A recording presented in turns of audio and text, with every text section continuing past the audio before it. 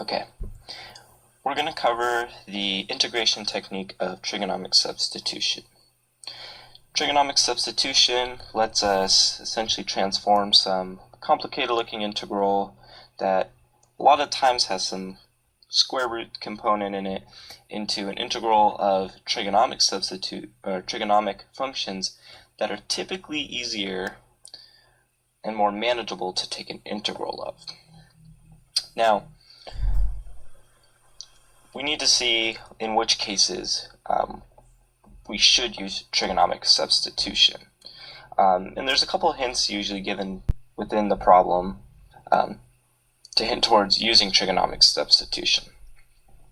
And when you see an integral that has a lot of times a square root component and then some constant squared minus your variable squared, that is a red flag that you should be using trigonomic substitution. Now, we have three kind of forms that hint towards this trigonomic substitution. So it's either some constant squared minus some variable squared plus a constant squared, or some variable squared minus a constant squared. Now, why does this hint towards using a trigonomic substitution, or why does trigonomic substitution make it easier? In short, it allows us to use trig identities and Pythagorean's theorem to transform a part that isn't easily integrated by u substitution or by parts into functions like trigonomic functions that can easily be integrated. So, exactly how is this done?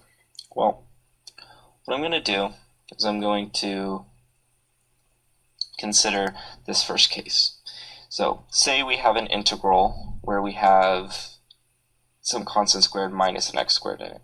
As an example, we might have, say, this one has that form. So in the denominator, you see we have 9 minus x squared. So what we can do is, if I bring this down, a squared minus x squared,